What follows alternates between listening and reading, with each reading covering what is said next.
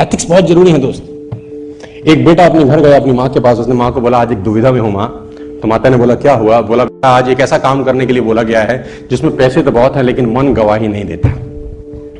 जिसमें पैसे तो बहुत है लेकिन मन गवाही नहीं देता। माँ ने बोला बेटा मैं इतनी पढ़ी लिखी तो हूं नहीं कि तुझे सलाह दे सकूं, लेकिन एक बात तो मैं जानती हूं कि रोज सुबह जब मैं तुझे घर में जगाने आती हूं ना तो बहुत आराम की नींद सो रहा होता है। कभी ऐसा ना हो कि मैं किसी दिन तुझे जगाने आऊं और तू जागता मिले। बाकी तू समझदार है। मां बोल के चली गई। मां बोल के चली गई और बेटा बोला mama I got my answer. I got my answer. Never in your life कभी अनएथिकल मत होना दोस्त, कभी अनएथिकल मत होना, है ना। तो कभी भी अनएथिकल एक्टिविटी में इन्वॉल्व मत होना। आपने नाम सुना है राजा जनक? बहुत इंपॉर्टेंट चीज समझाता हूं आपको। चलो सुना है आपने नाम? राजा जनक सीता जी के पिता थे। एक बहुत बड़े ऋषि हुए। आज आपको मैं थोड़ी ज्ञान की बात बता देता हूं। सीता जी के पिता राजा जनक थे। वो एक ऋषि के पास बैठे थे। ऋषि का नाम था याज्ञवल्क्य जी। याज्ञवल्क्य जी। तो राजा जनक और उनकी आपस में बात चल रही थी। तो राजा जनक याज्ञवल्क्य जी से पूछते हैं कि ऋषिवर आदमी किसकी रोशनी से देखता है? तो ऋषि बोले राजा कैसी बात कर रहे हो? तो बड़ी छोटी सी बात तुमने पूछी है। आदमी सूरज की रोशनी से देखता है। तो राजन बोले महाराज अगर सूरज अस्त हो फिर? तो ऋषि बोले फिर आदमी चांद की रोशनी से देखता है। तो बोला महाराज अगर अंधेरों से भरी रात हो, अमावस हो, तारे हो फिर? उसने ऋषि ने कहा कि फिर आदमी आवाज की दृष्टि से देखता है। बोला आवाज की दृष्टि? बोला हाँ तुम किसी वन में भटक जाओ, घनघोर अंधेरा हो, सूरज ना हो और कहीं दूर से तुम्हें कोई आवाज देके पुकारे तो तुम वहां जाओगे कि नहीं जाओगे? आवाज से दिखाई तो नहीं देगा लेकिन मालूम चल जाएगा कि कहां जाना है। तो फिर बोले अगर कोई आवाज भी ना हो, सूरज भी ना हो, चांद भी ना हो, तारे भी ना हो और आवाज भी ना हो, फिर आदमी किसकी दृष्टि से देखेगा? तो ऋषि ने बोला फिर आदमी आत्मा की नजर से देखेगा, जो कि होती नहीं है। और बड़ी अच्छी लाइन उन्होंने लिखी, मैं आपके लिए लेके आया हूं। उसने कहा जो विशेष ज्ञान से भरपूर है, जीवन और ज्योति से भरपूर है, जो हृदय में विद्यमान है, अंतकरण की ज्योति में और सारे शरीर में विद्यमान है, वही आत्मा है। जब कहीं कुछ दिखाई नहीं देता तब आत्मा की ज्योति ही जीवन जगत को प्रकाशित करती है। जब आपको कहीं से जवाब ना मिले, सवाल ना मिले और परेशान हो कि करना चाहिए कि नहीं, यहां से पूछना, जवाब आपको मिल जाएगा कि एथिकल काम है या अनैतिक होता है। देखो कर्म फल जो है ना वो भोगना पड़ता है यार। गलत मत करना, कभी जिंदगी में मत करना। वो एक आदमी गुस्से में अपने मैनेजर को चांटा मार गया। पता नहीं उसको किस बात का गुस्सा था, उसने अपने मैनेजर को एक दिया। अब मैनेजर उसका एम्प्लॉय था, बेचारा कुछ कर नहीं सका।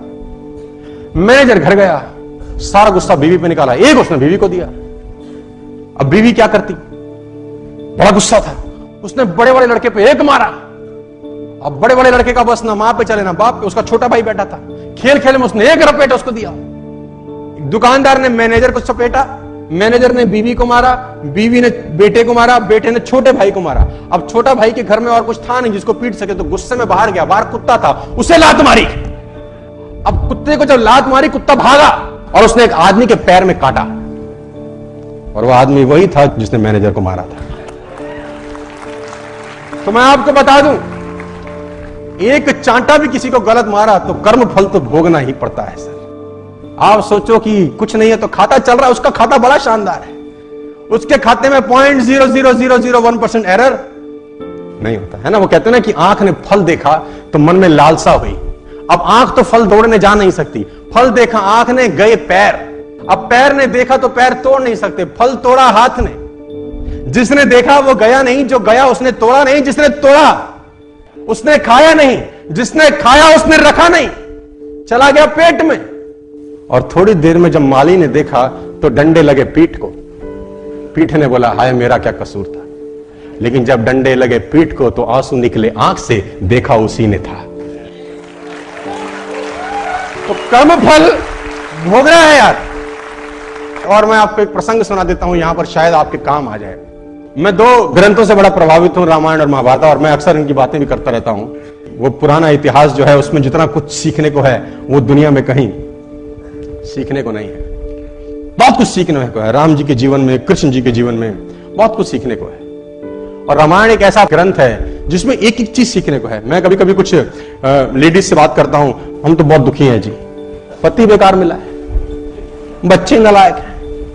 मतलब मेरी बात को अदरवाइज मत लेना, 70 to 80% पुरुष भी मिलते हैं रोते, महिलाएं भी रोती मिलती हैं। मैं आपको बताना चाहता हूं, जितनी भी महिलाएं, बहनें, माताएं यहां पर बैठी हैं, सीता जी के पिता थे जनक और बहुत बड़े ज्ञानी कहा जाता है। जिनके घर में शादी हुई ससुर से दशरथ, जिनके बेटे खुद भगवान हुए, और जिनसे शादी हुई वो स्वयं भगवान। जितना दुख उन्होंने भोगा है तुम में से सब मिलके भी नहीं भोग पाते। तो रोने का जरूरत नहीं है। हाय हाय हाय हाय, दुखी दुख है। एक एक पात्र से सीखने को है। राम जी से अलग सीखने को। भरत जी को गद्दी सौंप रहे हैं, है ना। राम जी वनवास चले गए, भरत जी को बोला अब कोई नहीं है, 2 वचन थे, एक भाई ने पूरा कर दिया, दूसरा तुझको पूरा करना है कि तुझे राजगद्दी पे बैठना है। पिता मरते का 2 वचन दे गए हैं। भरत ननिहाल थे, ननिहाल से जब लौटे उनको बताया गया सारा प्रपंच हुआ है। भरत को बहुत गुस्सा आया, वो गद्दी पे नहीं बैठे सो नहीं बैठे।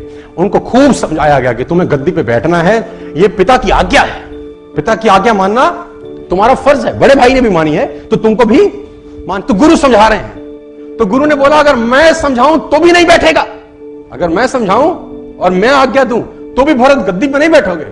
भरत ने बोला गद्दी पे बैठ तो जाऊंगा गुरुजी, लेकिन ये धरती रसातल को चली जाएगी, ये धरती रसातल चली जाएगी अगर मैं गद्दी पे बैठ गया। तो गुरुजी ने बोला भरत कैसी बात करते हो, इस धरती पे रावण कुंभकर्ण जैसे राक्षस हुए तब धरती रसातल नहीं गई है।